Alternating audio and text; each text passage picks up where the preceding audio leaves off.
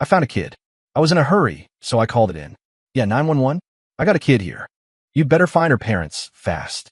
I don't have a lot of patience. A few minutes later, 12 SWAT vans had me surrounded.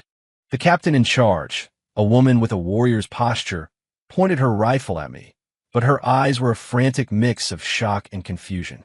The moment she got a clear look at my face, her hands trembled and she lowered her weapon. To my astonishment, she snapped to attention and threw me a sharp salute. The 9th Division, former head instructor, Cole Matthews. Chapter 1, I found the kid on the side of the road.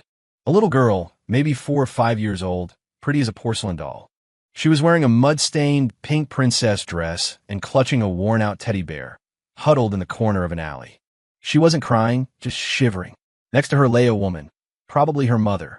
A single, razor-thin line of blood was carved across her neck. She wasn't breathing. I checked the woman's carotid artery.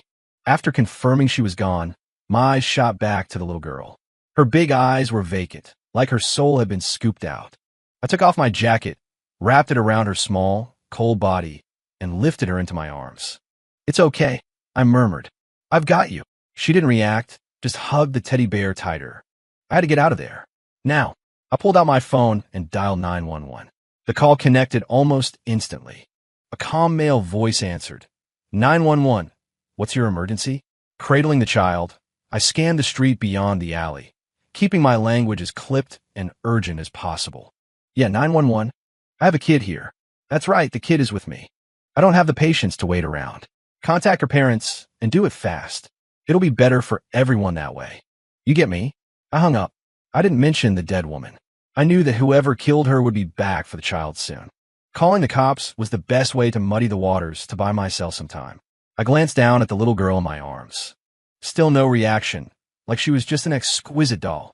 I held her close, walked quickly out of the alley, and vanished into the downtown crowd. But I had underestimated the response time and efficiency of modern law enforcement.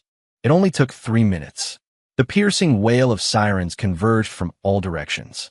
The intersection where I stood was instantly locked down by 12 black SWAT assault vehicles and a dozen more squad cars, creating an impenetrable barricade. Doors flew open in unison. Heavily armed SWAT officers poured out, moving with practiced speed, forming a tactical perimeter with me at its dead center. The dark muzzles of their rifles were aimed at me from every angle. Pedestrians screamed in terror and scattered. I couldn't help but be impressed. Is this what public safety looks like these days? All this for picking up a kid? I held the girl and stood my ground, perfectly still. I knew that one wrong move, one twitch, could earn me a bullet. Chapter 2, a female officer in a tactical vest, her posture ramrod straight, stepped out from behind the line. Her face was streaked with camo paint, leaving only a pair of eyes as sharp as a hawk's. She held a rifle, the barrel aimed squarely at my forehead. "Put the child down. Hands on your head and get on the ground now." Her voice was crisp and carried an unquestionable tone of command. I didn't move. I just watched her calmly. I said, "Put the child down," she barked, her finger resting on the trigger. The little girl in my arms, likely terrified by the chaos, began to tremble violently. I frowned, gently patting her back to soothe her. My gaze drifted from the officer's piercing eyes down to her right hand gripping the rifle. The crook of her thumb had the thin, hard callus of a career shooter. But just below it, near her wrist, was a faint scar, shaped like a crescent moon. My eyes flickered with recognition. "Eva Rostova?" I asked, my voice low, testing the name. The SWAT captain's body went rigid. The hand holding the rifle trembled, an almost imperceptible movement. She stared at my face, her eyes boring into me as if trying to see through to the bone.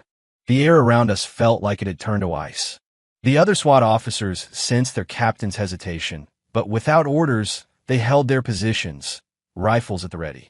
Seconds ticked by like hours. Rostova's expression shifted from cold vigilance to stunned disbelief, and finally, to a kind of horrified awe. "You?" Her voice was raspy. I pulled at the corner of my mouth, offering a smile that wasn't particularly friendly.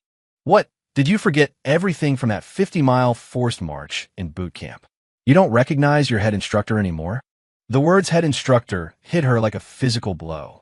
Rostova's pupils contracted. The memories of sweat, tears, and endless, grueling torment came flooding back. The memory of the man who was a devil on the training grounds, but who always managed to pull them back from the brink of death. The man who single-handedly designed every selection course for the 9th Division.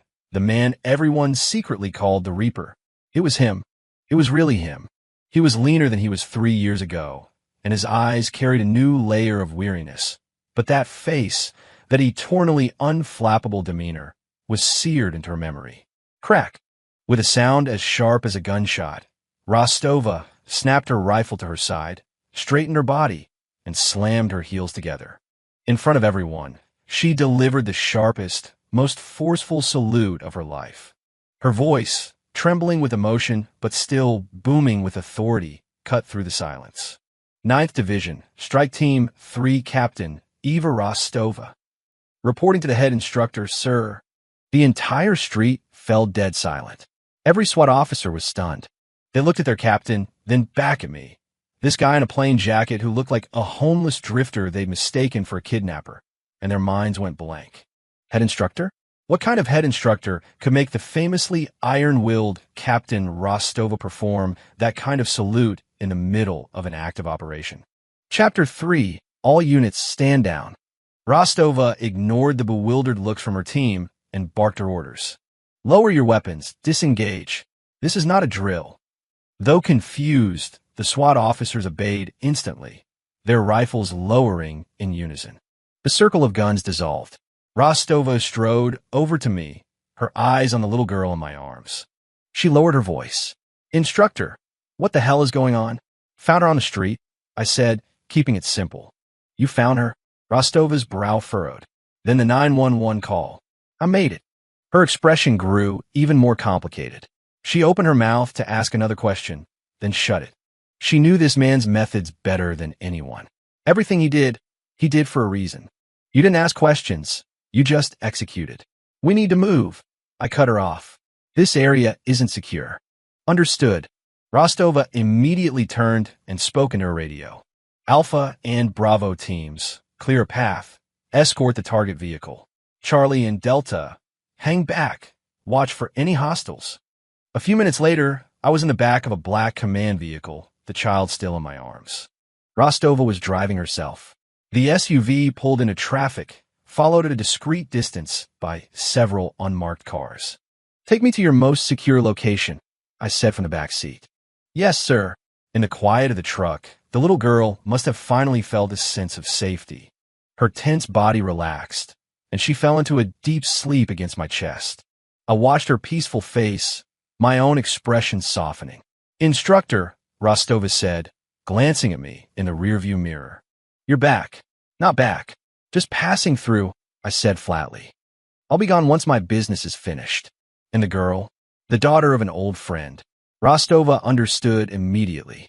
For Cole Matthews to call someone a friend, he could only mean one thing, a comrade, a fallen comrade. Her grip tightened on the steering wheel, and a heavy silence filled the vehicle. Half an hour later, we pulled into a secure compound on the outskirts of the city. It was the Riverbend PD's SWAT training facility and headquarters, with the highest level of security. I stepped out with the sleeping child. Rostova had already arranged for a private room. Instructor, you and the child will be completely safe here. Get some rest. I need to go handle the cleanup from a call. Hold on. I stopped her. Give me a secure, encrypted phone. I need to make a call. Rostova paused for a second, then nodded. Right away. Soon, a black, unmarked military-grade satellite phone was delivered to the room. I shut the door and dialed a number I knew by heart. It rang only once before someone picked up. Who is this? An old but powerful voice demanded. It's me. Cole. The line was silent for a full 10 seconds. You're alive? The voice was thick with shock. I'm alive, I said. Hawk is down. I have his daughter, Annie. Ghost people are looking for her now. Ghost? The old voice sharpened, filled with a sudden, cold fury. That traitor! I need authorization, I said, getting straight to the point. Full operational authority over the Riverbend Police Department. Done. The voice on the other end didn't hesitate. Highest priority. I'll notify Riverbend Command immediately. From this moment on, all RDP assets, including Rostova's SWAT team, are under your command. Whatever you need, you ask. Good. I ended the call and walked to the window, watching the SWAT officers training in the yard below, their bodies glistening with sweat. Ghost. It's time to settle our accounts from 3 years ago. Chapter 4, Riverbend Police Department, Chief's Office. Chief Miller was hunched over his desk, nodding obsequiously into his phone, his forehead beaded with cold sweat. Yes, sir. Yes, absolutely, Director. You have my word. We will give him our full cooperation. We will execute your directive without question. When he hung up, Miller slumped back in his leather chair, the back of his dress shirt soaked through. The call had come directly from Washington, D.C., from a man he had only ever seen on the news. The order itself was terrifying. The entire Riverbend PD, including its most elite SWAT unit, was to follow the orders of a man named Cole Matthews. Unconditionally, unquestioningly, cooperate with his every action. Cole Matthews, Miller muttered to himself. Who in God's name is he? He buzzed his secretary. Give me a report right now. I want to know if a man named Cole Matthews was brought in by SWAT this afternoon. Meanwhile, at the SWAT compound, the atmosphere in Captain Rostova's office was tense. Her most trusted lieutenants were gathered around her, their faces etched with disbelief. Captain, is that guy, Cole, really your former head instructor? A burly officer named Rizzo asked. What's his story? What kind of instructor has the clearance to get a direct order from D.C.? Rostova shook her head. His clearance level is beyond what you can imagine. All you need to know is that from now on, his order is the highest order. Just as she finished speaking, the red phone on her desk rang shrilly. Rostova's expression hardened. She snatched it up. Chief Miller's frantic voice came through the line. Captain Rostova, are you with a man named Cole Matthews right now? Yes, Chief. I am. The order just came down from D.C. Miller's voice was tinged with awe. As of this moment, you and your entire unit are to report directly to Mr. Matthews. Fulfill his every request. Understood, Rostova replied, her voice firm. She hung up, took a deep breath, and pushed open her office door, heading straight for the room where I was staying. But as she approached my door, a primal sense of danger made the hair on her arms stand on end. Get down, she screamed, diving to the side. At the exact same instant, thwip, thwip, thwip, the dull cough of suppressed gunfire erupted, and the wall where she had been standing was pocked with deep bullet holes. Sniper, using a custom, silenced rifle. Alarms blared across the compound. Contact! Hostiles in the perimeter. The door to my room was kicked open. I was already moving, rolling across the floor with a now-awake Annie in my arms, taking cover behind a concrete wall. Bullets zipped past where my head had been, sparking against the plaster. Protect the girl, I yelled to Rostova as she scrambled inside. She understood instantly, laying down, covering fire to give me a window. Outside, several black-clad figures vaulted over the perimeter fence like specters. Their movements were impossibly fast, their weapons all fitted with suppressors. Their objective was clear, my room. They're fast, I muttered. My eyes turned to ice. I shoved Annie into the arms of a SWAT officer rushing to our position. Keep her safe. Before the words were out of my mouth, I exploded in emotion like a cornered panther. No weapon, ide improvisa. I grabbed a heavy wooden chair and charged an incoming hostile, swinging it like a club. Chapter 5, the black-clad killer clearly hadn't expected such a ferocious counterattack. He instinctively raised his arm to block. Crack! A sickening crunch of bone breaking. The chair splintered into pieces, and a man's arm bent at an unnatural angle. He let out a muffled grunt of pain, but I gave him no time to recover. I closed the distance in a single step, my elbow striking his temple like a steel hammer. The man collapsed without another sound. The entire exchange was fluid, brutal, and blindingly fast. A second killer nearby reacted, turning his weapon on me. But I was faster. I kicked the gun from his hands, my body following the motion, and delivered a precise knife-hand strike to his throat. G-U-H. He clawed at his neck, his eyes rolling back in his head as he crumpled to the floor, convulsing. 2 hostiles down in 2 seconds. The SWAT officers who witnessed it were frozen in shock. They'd seen tough guys before, but not like this. This wasn't a fight. It was a slaughter. What are you waiting for? Return fire. Rostova was the first to snap out of it, her voice roaring through the chaos. Gunfire erupted.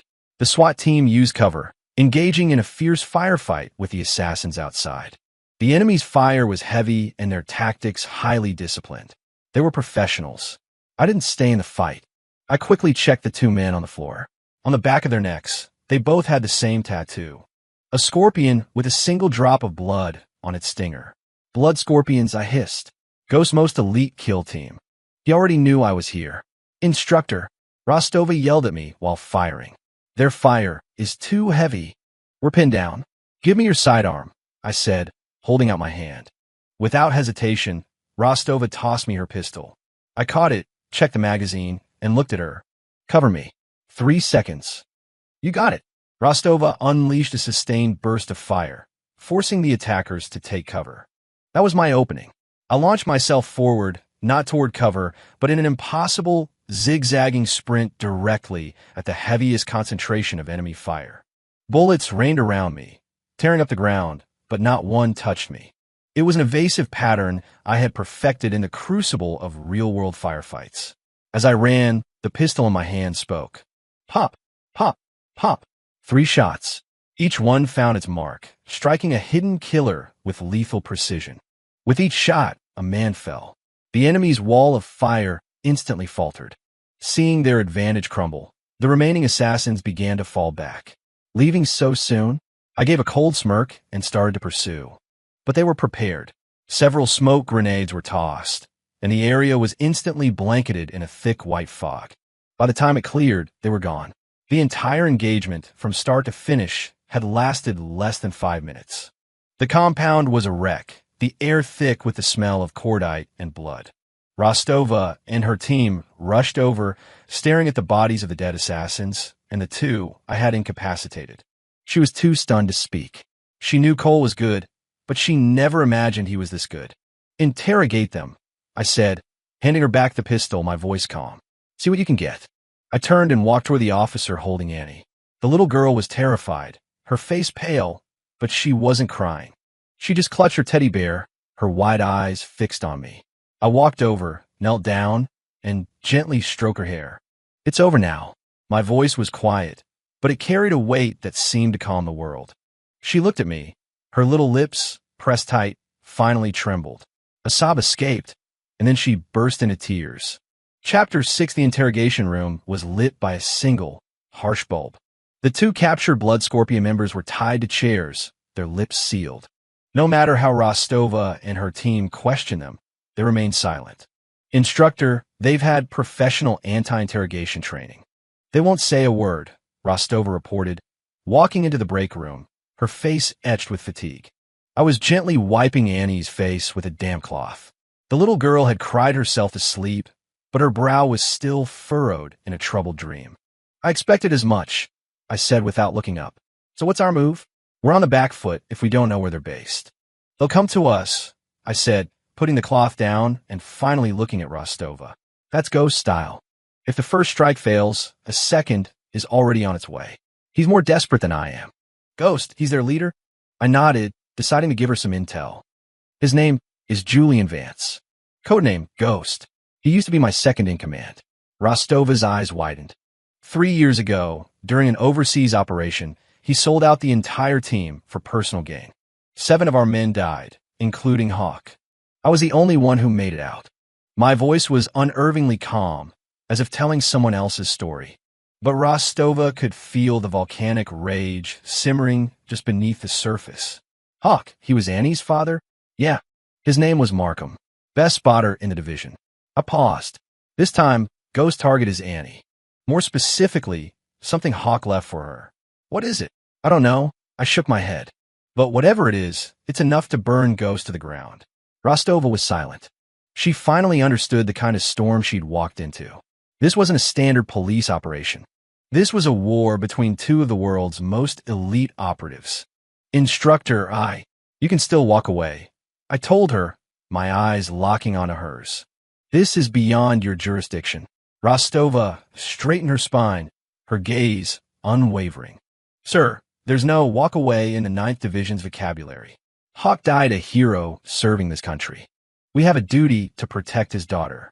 A flicker of approval showed in my eyes. All right, I stood up. In that case, hand your team over to me. I'm going to teach them how to deal with wolves, and I'm going to do it fast. Yes, sir. That afternoon, on the SWAT compound's training field, Rostova's 30 best officers stood in formation. I faced them, my gaze like ice. Everything you thought you knew, everything you've ever been taught, forget it.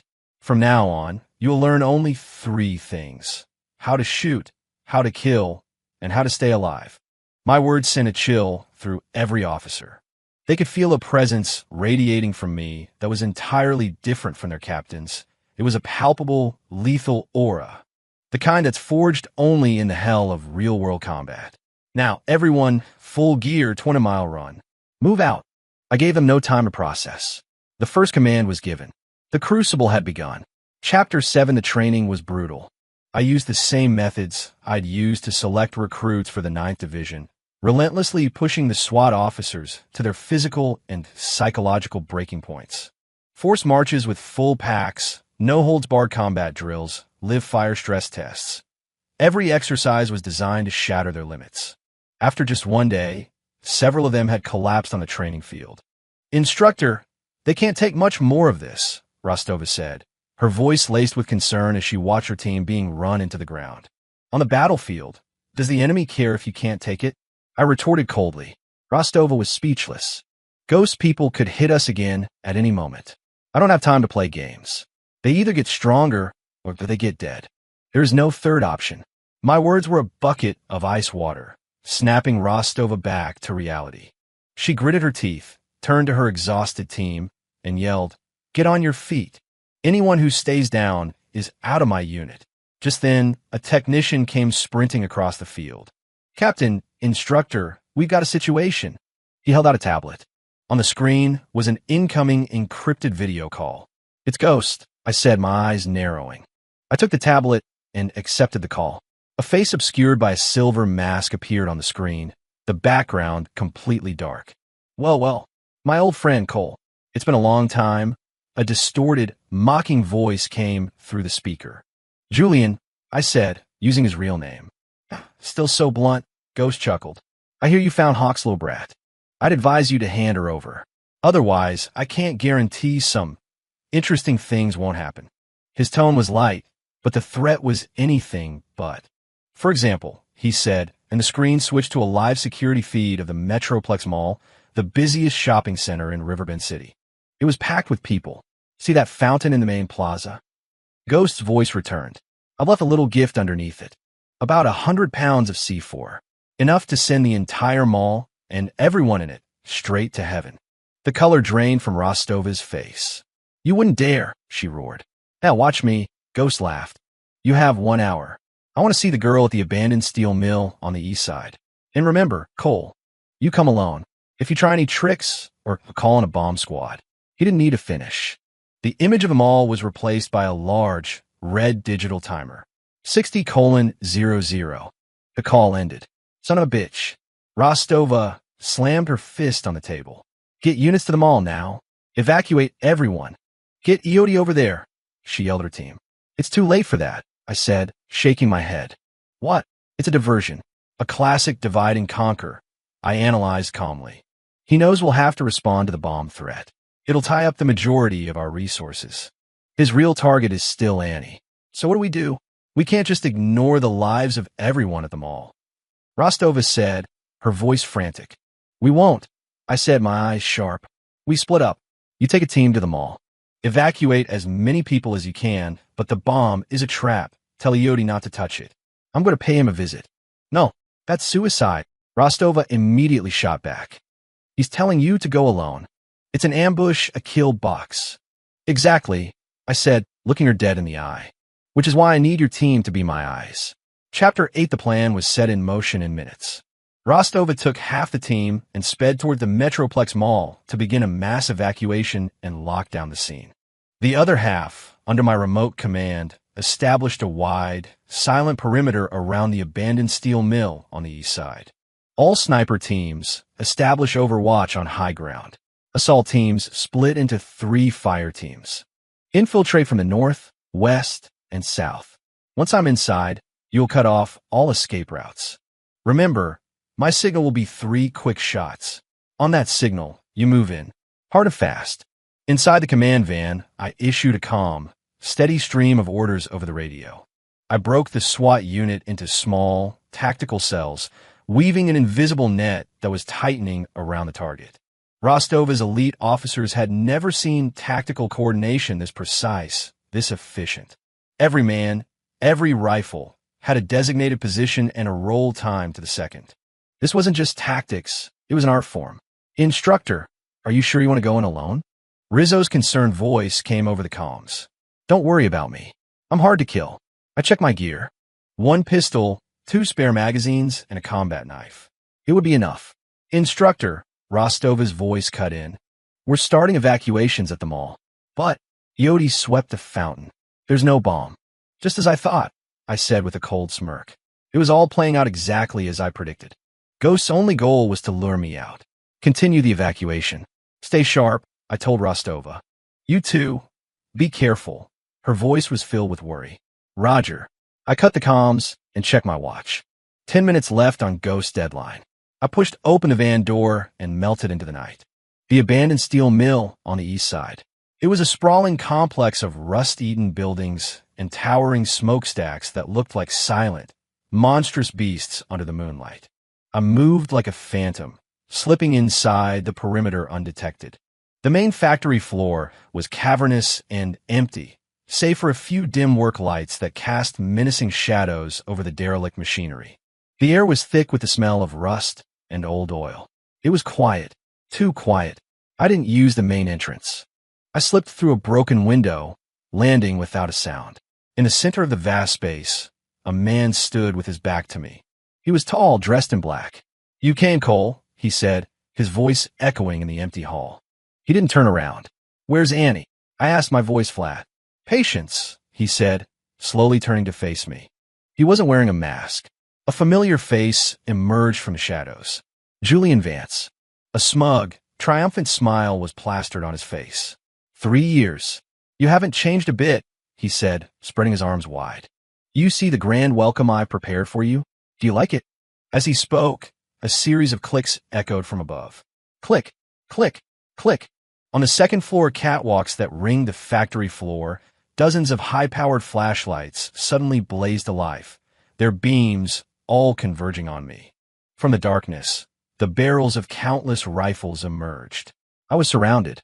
Chapter 9. I told you to come alone. Julian's smile widened. But you just couldn't help yourself. You brought friends. He gestured vaguely toward the outside of the factory. My men have eyes on your little cop buddies. One word from me, and they all turn into Swiss cheese. My face remained a mask of indifference. Did you really think I'd bring Annie here? I shot back. Julian's smile froze. What are you talking about? The moment you used the mall as a threat, I knew you wouldn't have her here, I said, my voice dangerously calm. This place, this is the tomb you prepared for me. You wouldn't want Annie to see me die. She's your last piece of leverage. So, I paused, locking eyes with him. She's somewhere else. Somewhere you think is completely secure, and from where you can move her a moment's notice. The color drained from Julian's face. He was realizing that even in this perfect kill box, Cole's mind was still working, still 2 steps ahead. Every move he made seemed to be something Cole had already anticipated. You're clever, Julian said, his voice turning cold. But clever men are usually the first to die. What does it matter if you figured it out? You're still trapped. Am I? A slow smile spread across my face. I raised my hand and pointed to a nearly invisible earpiece. Rostova, you getting all this? Loud and clear, Instructor. Rostova's voice crackled back instantly. Lock onto our friend's cell signal. Find me where he's holding her. In that split second, Julian's face contorted in panic. He fumbled for his phone, trying to power it off, but it was too late. Sir, I have a lock. A technician's excited voice came through my earpiece. It's pinging from the West End docks. A freighter called the Sea Wolf. Excellent, I said, my smile widening as I looked at the now ashen-faced Julian. The game is just getting started. You're dead.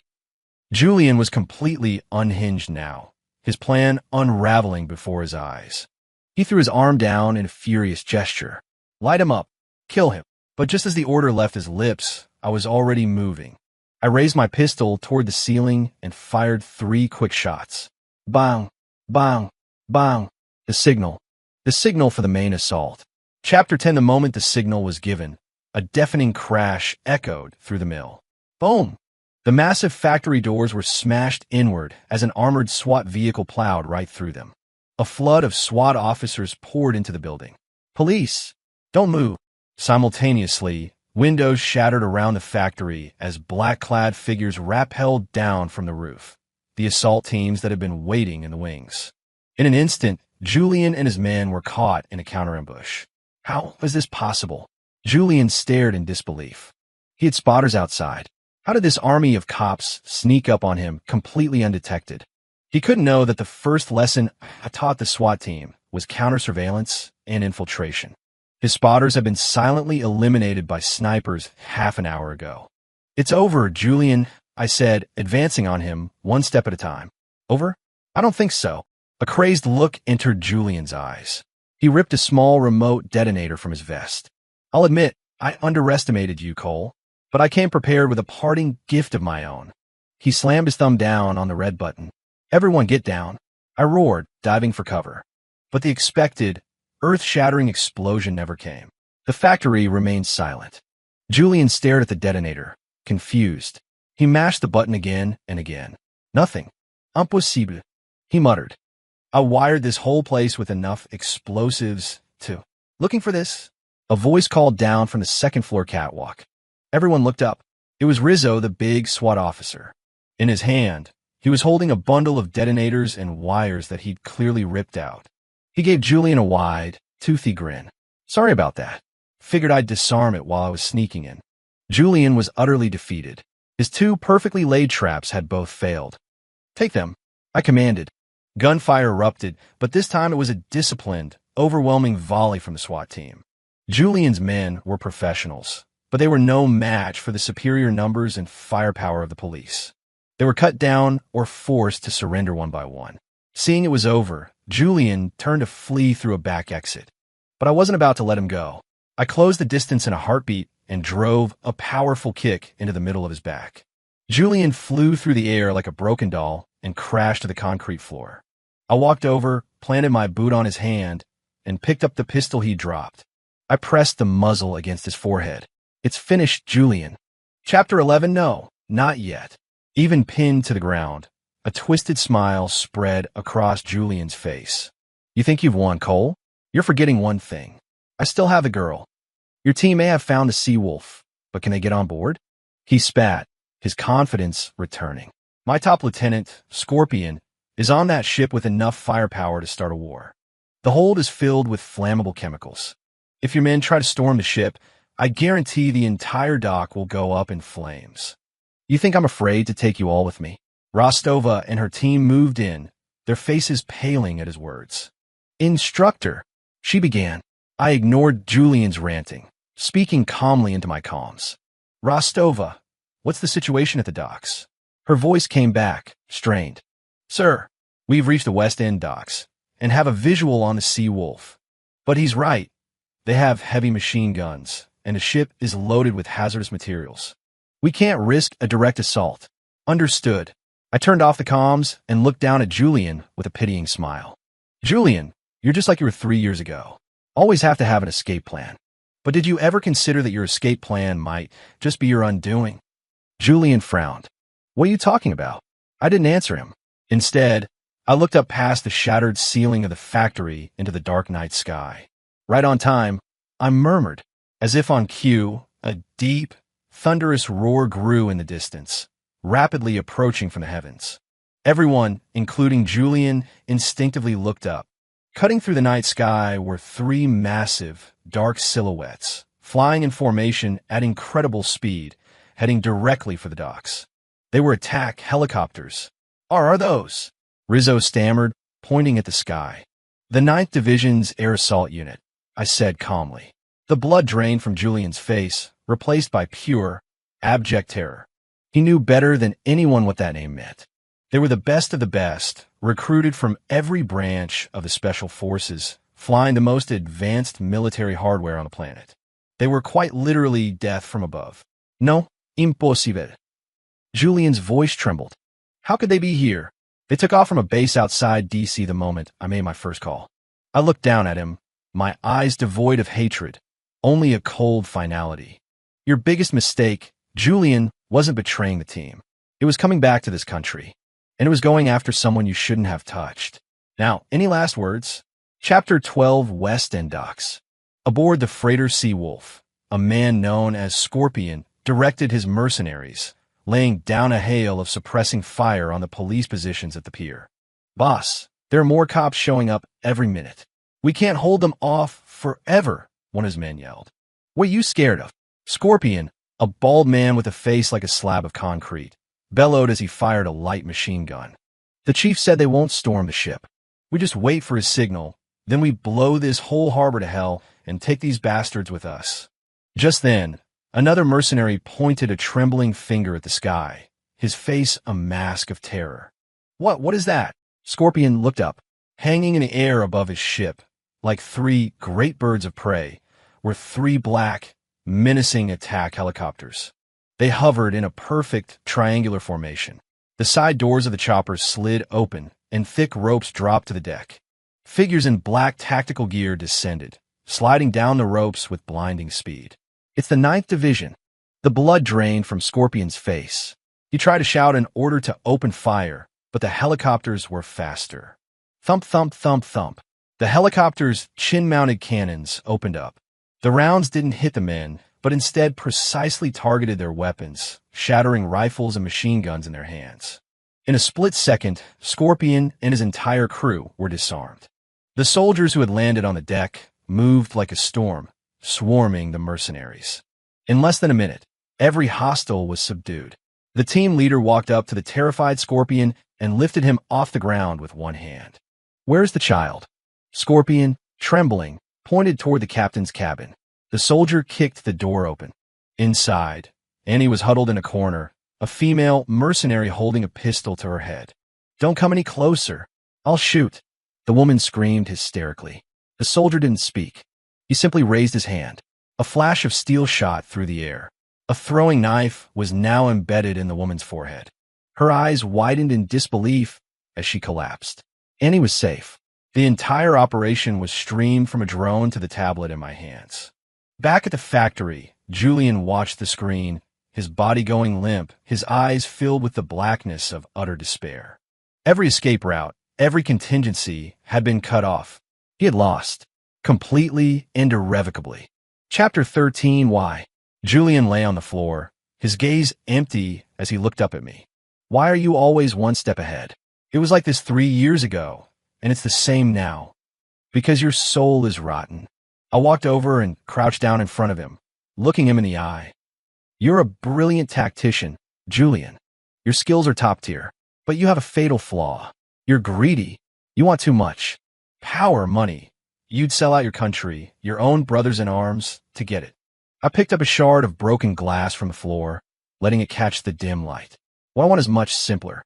I just want justice for my brothers. My voice was quiet, but each word landed like a hammer blow on Julian's conscience. His expression shifted from despair to a venomous hatred. Justice? Ha ha ha. He began to laugh, a wild, unhinged sound. Don't act so high and mighty, Cole. You and I, we're the same. We're monsters who crawled out of the same hell. You think you're some kind of saint? You've killed more people than I have. You're right, I admitted freely. I've killed more people than you. But the people I killed deserve to die. The people you killed were your brothers. I drove the shard of glass into his shoulder. Ark! Julian screamed in agony. That one was for Hawk. I ripped the glass out and plunged it into his other shoulder. And that one is for the other 6. Blood soaked through his black shirt. His face was a twisted mask of pain. The SWAT officers surrounding us looked away, unable to watch. Only Rostova stood her ground, her face unreadable. She knew this was a debt Cole had to collect himself. Kill me. Julian gasped, his voice weak. If you have the guts, just kill me. Kill you? That would be letting you off easy. I stood up, looking down at him. You'll answer for your crimes in a court of law. You're going to spend the rest of your miserable life rotting in a supermax prison. Every day and every night, You'll live with the memory of betraying your team. You'll drown in your regret and your fear. That is the only punishment you deserve. I turned my back on him and walked away. SWAT officers moved in and hauled his broken body out of the factory. The hunt, 3 years in the making, was finally over. Chapter 14. The next day, a military transport plane touched down at a secure airfield on the outskirts of Riverbend. An old man with a full head of white hair, dressed in a simple but severe suit, descended the ramp, flanked by several aides. Chief Miller and Captain Rostova were waiting on the tarmac. "Director," they both saluted sharply. The old man nodded, his gaze skipping past them to me. I was standing a short distance away, holding Annie. "Cole," he said, his voice raspy with age and emotion. I walked over with Annie in my arms. "Director Croft." This man was the founder of the 9th Division, my former commander. His eyes went from me to the little girl in my arms, who looked so much like his fallen protege, Markham. The old man's eyes reddened. "You did good work, son," he said, clapping me on the shoulder. "Just doing my duty." "We've taken custody of Vance and his network," Croft said. "The web of conspiracy he was a part of will follow it to the end. No one will be spared." I nodded. "Did you find what Hawk left behind?" Croft asked. I reached into my pocket and pulled out a micro SD card. It was inside Annie's teddy bear. This was it. The evidence Hawk had died to protect. It contained everything. Proof of Julian's treason, his transaction records, his entire network. Croft took the card and secured it in an inside pocket. "Come back with me, Cole," he said, his eyes pleading. "The division needs you. The country needs you." I shook my head. "I'm tired, Director." I looked down at Annie, who was staring up at me with wide, curious eyes. For 3 years, I've been wandering the globe, just looking for a quiet place to live out my days. I think I finally found it. Croft was silent. He knew how deeply the betrayal 3 years ago had wounded me. I had lost my entire team, and a part of my soul had died with them. This little girl, Annie, was perhaps the only thing keeping me anchored to this world. "All right," Croft finally nodded after a long moment. "I won't force you, but the door to the 9th Division will always be open for you." He took a large manila envelope from one of his aides and handed it to me. "This is your new identity, and some compensation from a grateful nation. Markham's pension and honors will be taken care of as well. We'll make sure it all gets to you. Please, take care of Annie." I took the envelope and gave him a final, sharp salute. Mission accepted. Chapter 15. Months later. Riverbend, in a quiet suburban neighborhood. I was in the kitchen, wearing an apron, clumsily trying to follow a recipe on my phone. Annie was sitting on the living room rug with a new teddy bear, giggling at cartoons on the TV. Her face was finally full of the innocent joy a child her age should have. With the compensation money from the government, I had bought this house and formally adopted Annie. I was her father now. We had a home. The doorbell rang. I wiped my hands on a towel and went to open it. Standing on the porch was Eva Rostova, dressed in civilian clothes. She cut her hair short. It made her look less like a warrior and more gentle. Well, look at Mr. Mom," she teased, holding up a bag of groceries. "Captain Rostova, to what do I owe the pleasure?" I said, letting her in. "It's deputy chief now," she said, placing the bag on the counter. "I got promoted. Congratulations." "I have you to thank for it," she said, her gaze softening as she watched Annie play. Several members of my team received commendations for that operation. Rizzo even made team leader. He earned it. We sat on the couch, a comfortable silence settling between us. "Julian Vance." The verdict came in, Eva said suddenly. "Yeah. Death penalty. No appeal." The hand holding my glass of water paused for a fraction of a second before I took a sip. "He got what he deserved." "He did," Eva sighed. "The network he was a part of, it went deep. I heard some very powerful people in D.C. went down because of that SD card. We talked for a while longer, the conversation easy and light. So what about you?" she asked, looking at me. "Is this it? You're just going to do this? What's wrong with this?" I asked back. "Nothing's wrong with it. It's great. It's just," she hesitated, "a waste of talent." I just smiled and didn't answer. The evening sun slanted through the window, bathing the living room in a warm, golden light. Annie came running over and jumped into my lap. "Daddy, I'm hungry," she said in her small voice. "Okay, sweetie. Daddy's making dinner right now." I picked her up and kissed her on the cheek. Watching us, a genuine, heartfelt smile spread across Eva Rostova's face. Perhaps this was the best ending for a soldier. To leave the world of bullets and blood behind and return to the simple, quiet warmth of a home. Outside, the sunset painted the sky in brilliant colors. A new story was just beginning.